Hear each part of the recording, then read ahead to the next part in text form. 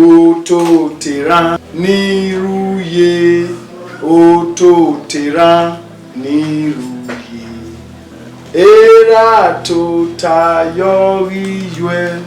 Iwe to tayorera. Mame gogo, mame ku, mame gogo, mame ku. You know, okay, kid, no school. Oh, my men are going to school again. Daddy, I'm hungry. No do I come do I move? Magwalo. Where do I you? He had so do me. So then, me are you? Me allow what is having no hang. Put your boy in a waka. Did you what? Ma, everything, ma, we lost her, alright? Mom, you are very wicked.